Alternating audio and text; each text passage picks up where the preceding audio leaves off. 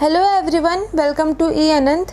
आज हम class 10 NCERT mathematics coordinate geometry के सारे फॉर्मूलाज और बेसिक्स देखेंगे।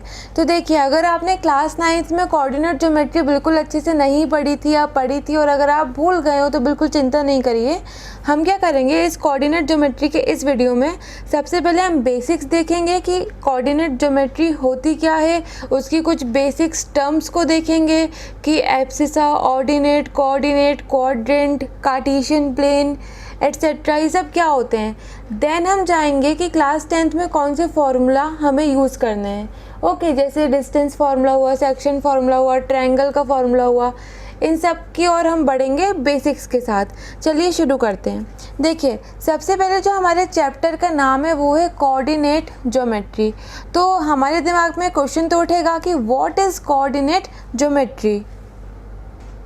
तो बच्चों, coordinate geometry is one of the branches of geometry where the position of a point is defined using coordinate. Coordinate geometry क्या है? एक ऐसी ब्रांच है ज्योमेट्री की जहां हम किसी भी पॉइंट की पोजीशन बता सकते हैं।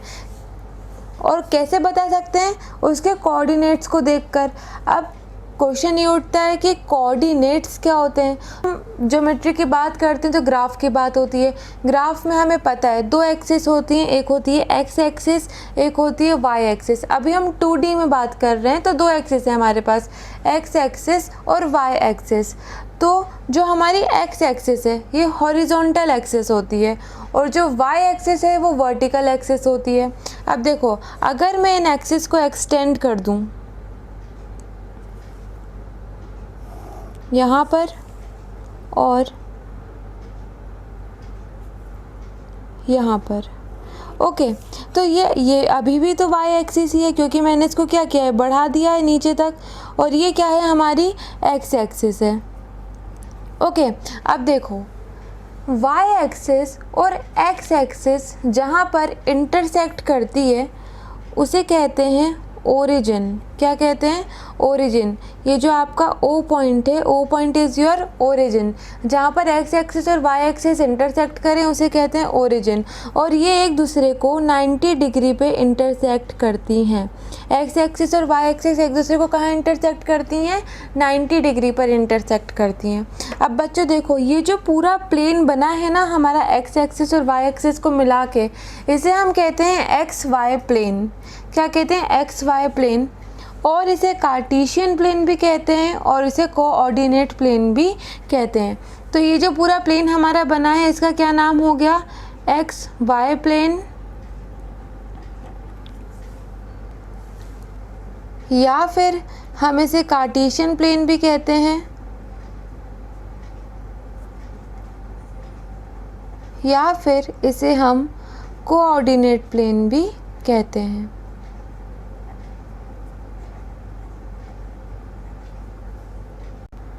देखो, तो ये जो आपकी हॉरिजॉन्टल लाइन है इसे हम कहते हैं एक्स एक्सिस और ये जो आपकी वर्टिकल लाइन है इसे हम कहते हैं वाई एक्सिस। अब जब आप एक्स एक्सिस के राइट में रहोगे, यानी ओरिजिन के राइट हैंड साइड में जब आप एक्स एक्सिस पे जाओगे तो आपको पॉजिटिव के नंबर मिलेंगे। क्या मिलेंगे? पॉजिटिव के नंबर। मतलब यहाँ पर पॉजिटिव की एक्स एक्सिस चलेगी। और जब आप लेफ़्ट साइड में जाओगे तो आपको नेगेटिव की एक्स एक्सिस चलेगी। ओके, मतलब यहाँ पे नेगेटिव के नंबर आएंगे। इसी तरीके से जब आप वाई देखोगे तो वाई में जब आप ऊपर रहोगे यानी अप साइड रहोगे तो आपके पॉजिटिव के नंबर आएंगे। और वाई एक्सिस में जब आप 0 से नीचे रहोगे तो आपके पास नेगेटिव के नंबर आएंगे। ओके, इसीलिए जब हम लिखते हैं तो यहाँ ऊपर तो हम वाई एक्सिस ही लिखेंगे, नीचे हम लिख देते हैं वाई डैश, यानी यहाँ पे y के नेगेटिव के नंबर आएंगे तो हम इसे y डैश लिख देते हैं, या फिर हम इसे माइनस के y से भी शो करते हैं। इसी तरीके से 0 के यहाँ जब हम x एक्सिस के राइट में देखेंगे तो x लिखा रहेगा, पर जब हम लेफ़्ट में देखेंगे तो या तो आपको x डैश लिखा मिलेगा या फिर माइनस का x लिखा मिलेगा। दोनों में से आपको कुछ भी लिखा दिख सकता है। अब देखो, ये हमने बात कर ली कि दो एक्सिस होती हैं, एक्स एक्सिस वाई एक्सिस, ये दोनों जहाँ इंटरसेक्ट करती हैं उसे ओरिजिन कहते हैं। ये दोनों एक दूसरे को 90 डिग्री पे इंटरसेक्ट करती हैं। और ये जो पूरा प्लेन हमारा बना है इसे हमने बोला एक्स वाई प्लेन या कार्टेशियन प्लेन या फिर कोऑर्डिनेट प्लेन। अब बात करते हैं कोऑर्डिनेट्स की। किसकी? कोऑर्डिनेट्स की, जिसके बारे में हमें पढ़ना था। अब बच्चों कोऑर्डिनेट्स क्या होते हैं? मान लो मैंने एक पॉइंट ले लिया यहाँ पर, okay, suppose this is my point. अब ये एक्स एक्सिस से कितनी दूरी पर है और वाई एक्सिस से कितनी दूरी पर है, ये हमें कैसे पता चलेगा? तो ये हमें इसके कोऑर्डिनेट से पता चलेगा। देखिए हमने इसकी नंबरिंग कर ली। अब जब हम इस पॉइंट को एक्स एक्सिस से मिलाएंगे तो ये कहाँ आएगा? 7 पे आके टच करेगा। और जब हम इस पॉइंट को वाई एक्सिस से मिलाएंगे तो ये कहाँ आके टच करेगा? ये भी इधर आके कहाँ टच कर रहा है? 7 पे टच कर रहा है। तो मतलब ये एक्स एक्सिस से भी 7 की दूरी पर है और वाई एक्सिस से भी ये कितनी दूरी पर है? 7 पॉइंट्स की दूरी पर है। तो हम इसके कोऑर्डिनेट्स को कैसे लिखेंगे? 7,7। कैसे लिखेंगे? 7,7। अच्छा, सपोज ये 7 ना होकर 8 होता, क्या होता? 8 होता, तो हम यहाँ क्या लिखते? 7,8 लिखते। ऑर्डर क्या होता है बेटा कोऑर्डिनेट्स लिखने का? x, y। पहले x का कोऑर्डिनेट लिखा जाता है, देन आपका y का कोऑर्डिनेट लिखा जाता है। ओके, तो आपका x कोऑर्डिनेट और y कोऑर्डिनेट की डेफिनेशन क्या हो जाती है यहाँ पर? The distance of a point from y-axis is called x-coordinate and the distance of the point from x-axis is called y-coordinate। तो इस प्रकार अगर आपको x कोऑर्डिनेट चाहिए तो आपको देखना पड़ेगा कि वो y से कितनी दूरी पर है, और आपको y कोऑर्डिनेट चाहिए तो आपको देखना पड़ेगा कि वो x से कितनी दूरी पर है। तो इस तरीके से आपको दोनों कोऑर्डिनेट मिल जाएंगे, x कोऑर्डिनेट और y कोऑर्डिनेट। अब देखो x कोऑर्डिनेट का दूसरा नाम होता है एब्सिसा। क्या होता है? एब्सिसा। और y कोऑर्डिनेट का दूसरा नाम होता है ऑर्डिनेट। ऑर्डिनेट। और ये दोनों मिलके x कोऑर्डिनेट और y कोऑर्डिनेट मिलकर हमारे बनाते हैं कोऑर्डिनेट्स। आपका जो ये x है ये x कोऑर्डिनेट है, y है ये y कोऑर्डिनेट है, और ये दोनों जब मिलके हम ऐसे ब्रैकेट में लिख देते हैं, यानी एब्सिस और ऑर्डिनेट को जब हम ब्रैकेट में सीक्वेंस वाइज लिख देते हैं x, y के, तो इसको हम कहते हैं कोऑर्डिनेट्स। अब देखिए ये आपका पूरा बेसिक हो गया। अब लास्ट में हम देखते हैं कि क्वाड्रेंट्स क्या होते हैं। देखिए ये दो एक्सिस हैं, एक्स एक्सिस और वाई एक्सिस। इन दोनों ने एक दूसरे को 4 पार्ट में बांट दिया है। Okay, 1 part, 2nd part, 3rd part and 4th part. तो इन्हीं चारों पार्ट्स को हम कहते हैं क्वाड्रेंट। ये आपका फर्स्ट क्वाड्रेंट है, ये आपका सेकंड क्वाड्रेंट है, ये आपका थर्ड क्वाड्रेंट है एंड देन ये आपका 4th क्वाड्रेंट है। अब बच्चों देखो, आप सोच रहे होगे कि 1 2 3 4 क्यों नहीं लिखा, तो हम ऐसे नहीं लिखते, हम इसमें एंटी क्लॉकवाइज चलते हैं। जैसे घड़ी उल्टी चलती है ना, वैसे जब आप क्वाड्रेंट को यहाँ पे गिनोगे तो आप उल्टा गिनोगे, 1 2 3 4।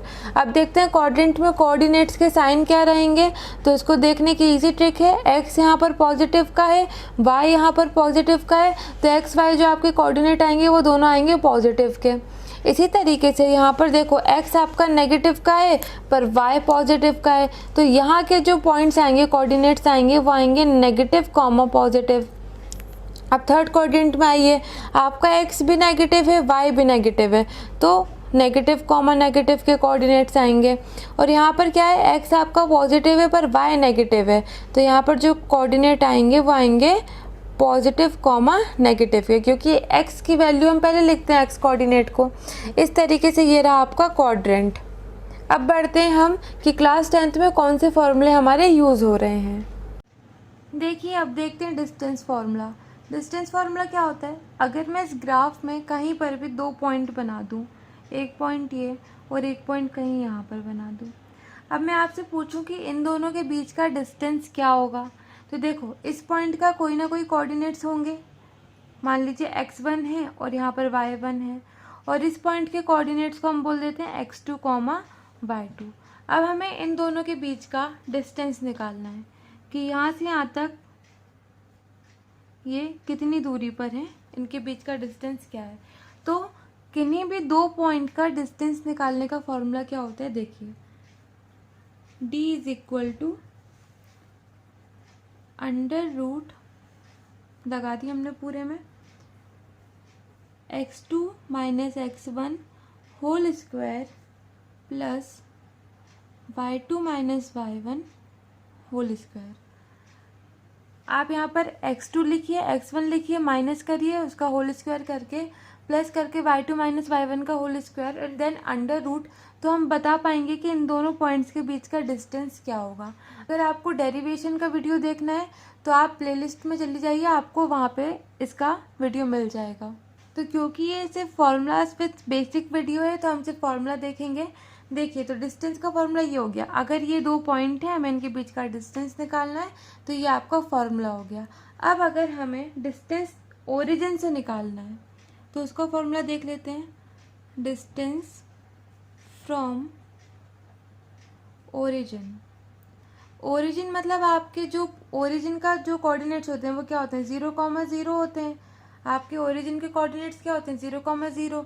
यानी यहाँ पर x1 और y1 की वैल्यू क्या हो जाएगी, 0, 0।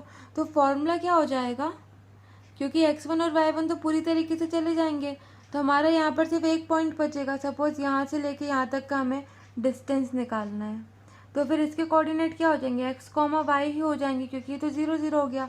तो फॉर्मूला हो जाएगा आपका x² प्लस y²। इसको भी हम देख लेंगे डेरिवेशन में अगर आपको और डिटेल में पढ़ना है। तो ये रहा आपका डिस्टेंस फार्मूला। अब देखते हैं सेक्शन फार्मूला। देखिए सेक्शन फार्मूला क्या है, मान लीजिए यहाँ पे दो पॉइंट है, इस पॉइंट का नाम A है और यहाँ पर हमने बोला ये कोई B पॉइंट है। अब हमने इन पॉइंट्स को मिला दिया, ये हमने इनको मिला दिया। अब मैंने बोला कि इनके बीच में एक पॉइंट C है, क्या है, C। और आपको क्वेश्चन में गिवन रहेगा कि ये जो पॉइंट C है वो इस AB लाइन को कितने रेशियो में डिवाइड कर रहा है, तो वो आपको M1 और M2 से दिया रहेगा। कैसे बोलेगा कि C पॉइंट ने AB को 3:2 के रेशियो में डिवाइड कर दिया, या 1:1 के में, या 3:4 के में, कुछ भी वो आपको बोल सकता है कि इतने रेशियो में उसने उसको डिवाइड कर दिया। तो यहाँ पर आपकी M1 और M2 की वैल्यू ऐसी निकल आएगी कि जो पहला वाला होगा वो आपका M1 हो जाएगा और जो दूसरे वाला होगा वो आपका M2 हो जाएगा। अब वो क्या बोलेगा कि A के कोऑर्डिनेट्स आपको दे दिए जाएंगे x1, y1 करके, B के कोऑर्डिनेट्स आपको दे दिए जाएंगे x2, y2 करके, M1 और M2 की वैल्यू भी आपको दे दी जाएगी कि कितने रेशियो में उस पॉइंट ने इस AB लाइन को बांटा। हमें पूछ लिया जाएगा कि ये जो C पॉइंट है इसके कोऑर्डिनेट्स बताइए। क्या बताइए, इसके कोऑर्डिनेट्स बताइए। तो हमने बोला मान लो C के कोऑर्डिनेट्स x, y हैं, तो फॉर्मूला क्या हो जाएगा, x निकालने का, इस x कोऑर्डिनेट को निकालने का फॉर्मूला हो जाएगा आपका M1 इंटू x2। ये आप यहाँ पे क्रॉस मल्टीप्लिकेशन करना, M1 का मल्टीप्लाई x2 में और M2 का मल्टीप्लाई x1 में। तो सेक्शन फार्मूला में क्या हो जाएगा, ये M1 x2 okay plus M2 का मल्टीप्लाई x1 में। हम x कोऑर्डिनेट निकाल रहे हैं तो x की बात हो रही है, तो हो जाएगा M2 x1 और अपॉन में आपको क्या कर देना है, M1 प्लस M2। सिंपली आपको बस इसको ऐसे याद रखना है। कैसे, मान लीजिए M1 M2 में इसने बांटा तो M1 x2 plus M2 x1 upon M1 plus M2 आपका x कोऑर्डिनेट निकल आएगा। अब अगर आपको y कोऑर्डिनेट निकालना है तो आप कैसे निकालोगे, तो सेम y के साथ भी होगा, क्या, M1 y2 plus M2 y1, M1 y2 plus M2 y1 divided by M1 plus M2। इस तरीके से आपका निकल आएगा। अब देखिए ये तो हो गया कि किसी रेशियो में बांटे, जैसे 3:2, 3:4। अगर मैंने बोला कि ये जो C है ये आपका मिड पॉइंट है, क्या है, मिड पॉइंट, तो अगर ये मिड पॉइंट होगा तो क्या हम यहाँ लिखते हैं कि if C is mid point. अगर सी क्या हो गया, मिड पॉइंट, तो मिड पॉइंट क्या करता है, किसी भी लाइन है, मान लीजिए ये लाइन है, ओके, ये इसका मिड पॉइंट है, तो मिड पॉइंट का काम है लाइन को बराबर हिस्से में बांट देना, मतलब जितना पार्ट इधर है उतना ही पार्ट इधर है, तो रेशियो आपका सेम हो जाएगा, यानी रेशियो आपका 1:1 का हो जाएगा। जब आप उसको मान लो यहाँ पर आपकी 4 सेंटीमीटर की लाइन थी और यहाँ पे इसने बांटा 2 सेंटीमीटर इधर हो गया, 2 सेंटीमीटर इधर, तो आपका रेशियो क्या निकल के आएगा, 1 निकल के आएगा, तो 1:1 आपका रेशियो हो गया। तो जब भी मिड पॉइंट का केस होगा तो m1 और m2 की वैल्यू तो 1 हो गई, 1 1, तो x2 में आप 1 को इंटू करोगे तो x2 ही आ जाएगा, प्लस x1 में आप 1 का इंटू करोगे तो x1 आ जाएगा, और 1 + 1 क्या आ जाएगा आपका 2, तो x कोऑर्डिनेट आ जाएगा x2 + x1/2, और y कोऑर्डिनेट भी क्या आ जाएगा y2 + y1/2। तो हमने मिड पॉइंट वाला केस भी देख लिया, और यदि मिड पॉइंट नहीं हुआ, कोई और रेशियो मिला, तो वो वाला केस भी हमने देख लिया। अब देखते हैं एरिया ऑफ ट्रायंगल का फॉर्मूला। देखिए मैं यहाँ पे 3 पॉइंट ले लूँ, अगर 1 2 एंड 3, और इन तीनों पॉइंट को अगर मैं जोड़ दूँ, बस ये तीनों पॉइंट एक लाइन में नहीं होने चाहिए, वरना आपका ट्रायंगल नहीं बनेगा, ओके। तो मैंने इन तीनों पॉइंट को क्या किया, जोड़ दिया, तो ये मेरा ट्रायंगल बन गया। अब देखो ये ट्रायंगल बन गया, तो इस पॉइंट के कोई कोऑर्डिनेट रहे होंगे, मान लीजिए वो x1, y1 है, इसके कोऑर्डिनेट्स x2, y2, और इसके कोऑर्डिनेट हैं आपके x3, y3। तो अब हम सिंपली क्या करेंगे, इसका फॉर्मूला देखेंगे। अगर आपको इसका डेरिवेशन चाहिए तो आप प्लेलिस्ट में जाके देख लीजिए, आपको डेरिवेशन देखने मिल जाएगा। अभी हम सिर्फ फॉर्मूला देखते हैं कि एरिया ऑफ ट्रायंगल हम फॉर्मूला में क्या होगा। तो फॉर्मूला हो जाएगा आपका a = 1/2, then bracket open, x1 लिखेंगे, छोटा ब्रैकेट खोलेंगे, x1 के बाद आप y में आएंगे, 1 2 3 आपका रहेगा, x1 बाहर रहेगा, अंदर आ जाएगा y2 - y3, फिर यहाँ पर प्लस, फिर आप x2 लिखोगे और अंदर क्या लिख दोगे, y3 - y1, फिर आप x3 लिखोगे और ब्रैकेट में लिख दोगे y1 - y2, ओके। ये हमारा फॉर्मूला एरिया ऑफ ट्रायंगल का। अब आप इसे याद कैसे रखोगे, तो देखो साइक्लिक ऑर्डर का आपने नाम सुना होगा, क्या, 1 के बाद आपका 2 आएगा, 2 के बाद 3 एंड 3 के बाद वापस आपका 1, तो 1 2 3 को आप साइक्लिक ऑर्डर में रखो। बस आपको ये याद रखना है कि आपको हर स्टेप में x1 को बाहर रखना है और ब्रैकेट के अंदर y2 - y3, फिर x2 बाहर यहाँ पे रहेगा, देन y3 - y1, x3 बाहर, y1 - y2। आपको x बाहर रखना है और अंदर y कोऑर्डिनेट्स को रखना है, और बीच में लगा देना है माइनस का साइन। देन बस आपको 1 2 3 के बाद जब आप आओगे तो आपको क्या मिलेगा, 1 हो गया, फिर 2 3 1, देन आपका 2 भी हो गया, देन 3 1 2। तो इस तरीके से आपका साइक्लिक ऑर्डर हो जाएगा और आपको फॉर्मूला भी याद हो जाएगा। तो ये था आपका एरिया ऑफ ट्रायंगल का फॉर्मूला। अच्छा, एक और चीज़ देख लेते हैं। अगर आपको क्वेश्चन में दे दिया जाए कि पॉइंट्स आपके कोलिनियर है, मतलब एक ही लाइन में है, देन तो हम यहाँ लिखते हैं नोट में कि if points are collinear then area of triangle is equal to 0। जैसा मैंने अभी बताया था कि देखो अगर आप तीनों पॉइंट को एक ही लाइन में बना दो तो क्या ट्रायंगल फॉर्म हो रहा है, क्या ट्रायंगल बन रहा है, नहीं बन रहा। तो जब ट्रायंगल बन ही नहीं रहा तो इसका एरिया भी नहीं होगा, इसलिए एरिया ऑफ ट्रायंगल क्या हो जाएगा, 0 हो जाएगा। आई होप आपको ये वीडियो समझ आई होगी। अगर आपको कोई भी डाउट हो तो कमेंट सेक्शन में ज़रूर बताइए। वीडियो पसंद आई हो तो लाइक करिए, शेयर करिए एंड सब्सक्राइब करिए। Thank you for watching, have a nice day.